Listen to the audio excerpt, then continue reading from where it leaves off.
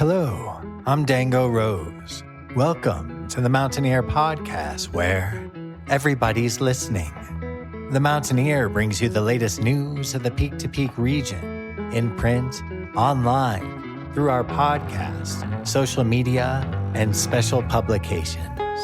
Now, listen in to the latest news of the area with our local journalists.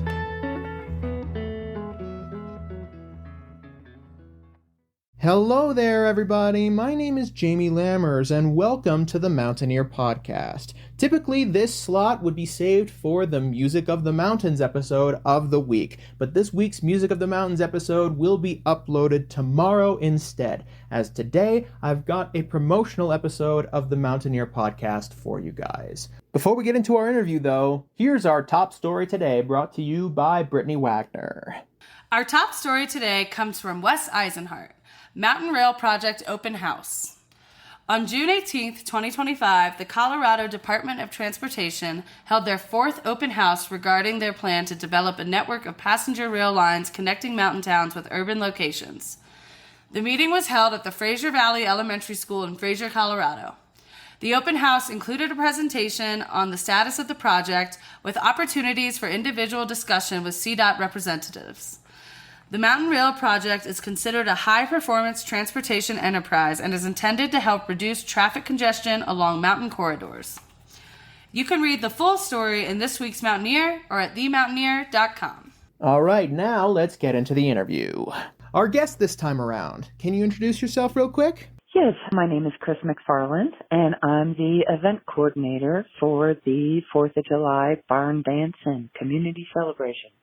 So how long has the barn dance been going on for? Well, we had it in 2019 for the first time, and it was something that I had thought of doing for a long time because the barn at the Gilpin County Fairgrounds is just a wonderful, underused, big old barn. It's wonderful, a big space, and you kind of feel like you're outside because you can open all these side double doors, so it's just really, really nice venue. And I always thought it would be great to have music there. Anyway, so in 2019, we started it, and it was wonderful. We had a great time, but then the pandemic happened.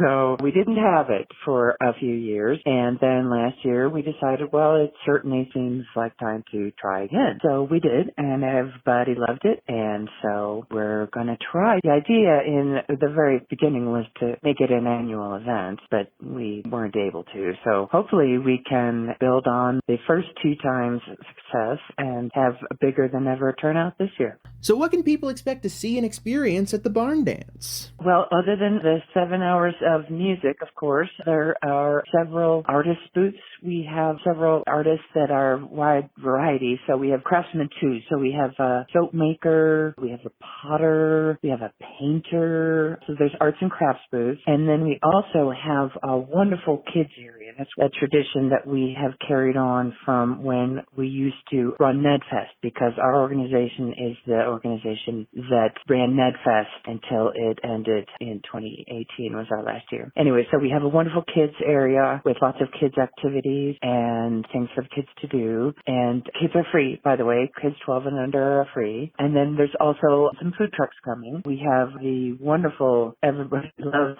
Kaleidoscope Kitchen from right in town here. And then we have another truck too, Tasty Bites. I apologize, I might have that name wrong. But we have another food truck also. So we have a couple of food trucks. And then we have local beer from Very Nice Brewing Company. And then a couple other Colorado craft beers. And there you go. And which musical acts will be filling the 7 hours of live music at the barn dance? So it's very much folk and bluegrass oriented, predominantly bluegrass, but our headliner, Magoo, is, you might call them newgrass, bluegrass, a little jazzier than just traditional bluegrass. They have got some music that's a little more like jam bandy bluegrass, like maybe Leftover Salmon, a little string cheesy kind of stuff. Wonderful group of guys, super high energy, super huge charisma. I think they're going a lot of places anyway. So that's our headliner, Magoo. We have a more traditional bluegrass band called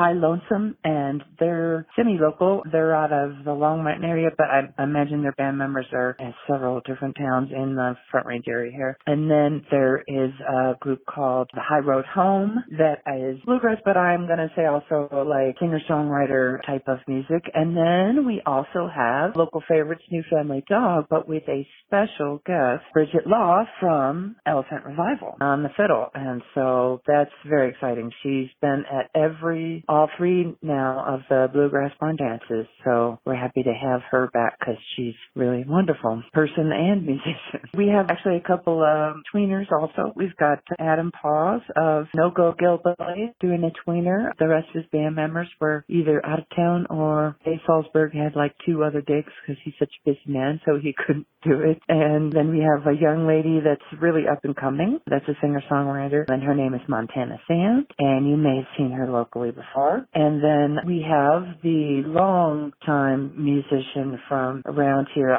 down in Boulder, John McKay, as our last tweener. Yeah, 7 hours of music, so we're excited. And over the last 3 barn dances, what's been fun for you about seeing how the festival takes shape and what people take away from it every single time it happens? Well, it's kind of different things. The first year, one of the things I loved was there was tons of kids. And we had just a huge, great time and tons of kids. And a lot of the people, since it was the first year we didn't have NedFest, we had a ton of the Netherland people come over and a lot of kids. And it was just fun because it was almost our substitute. And we were sad we couldn't do NedFest. So that was really special. Last year, we had this great group for our closing group. Bridget Law, who I was just raving about, was one of the people, and her bandmate Dango Rose from Elephant Revival was one of the people too. Anyway, we didn't have a lot of good lighting, and it got dark, and they decided to come off stage and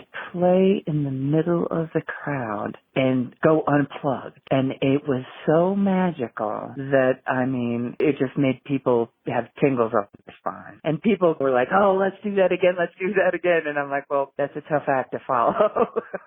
This year will be special too, but it'll be special in different ways. But yeah, we're excited. And like I said, I think we're going to have our biggest crowd yet. And so I encourage everybody to get their tickets in advance so they don't have to wait in line at the box office. Anyhow, so I guess that's about it. Oh, I should thank our sponsors. The Mountaineer is one of our sponsors, and Netherland Feed and Pets, and Very Nice Brewery, and the Base Camp, and the Rec Centers. So thank you to all our sponsors as well. So where can people get their tickets? Well, the easiest thing to do is to go to our website, which is easy to find. It's peakmusic.org.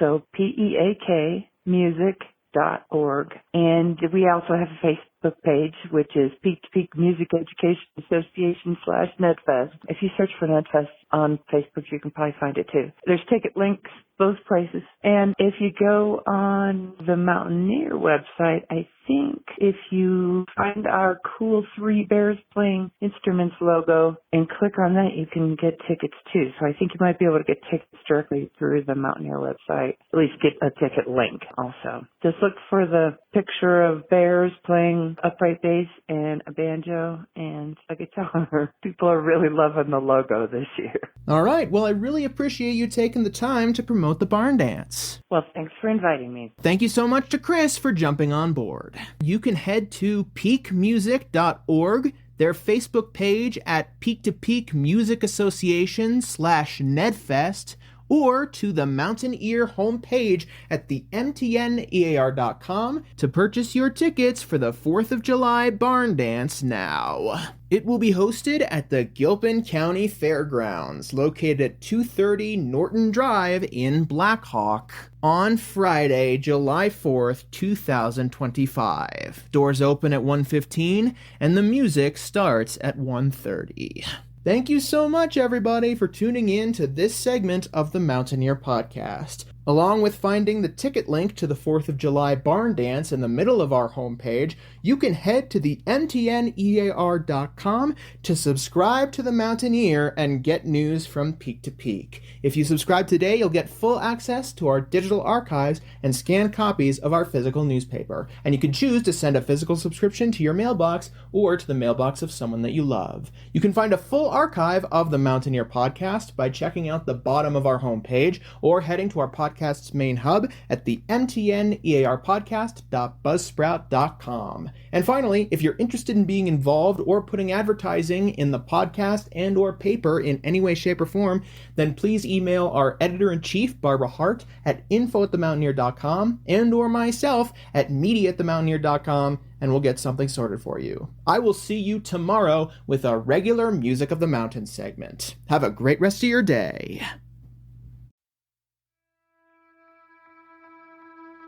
And that's it for our show.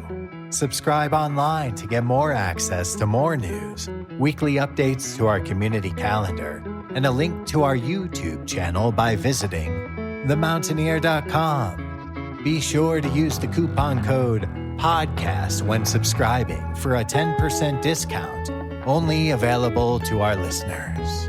If you are in the local peak-to-peak area, be sure to pick up a print edition of The Mountaineer at a local business. I'm Dango Rose. Thank you for listening.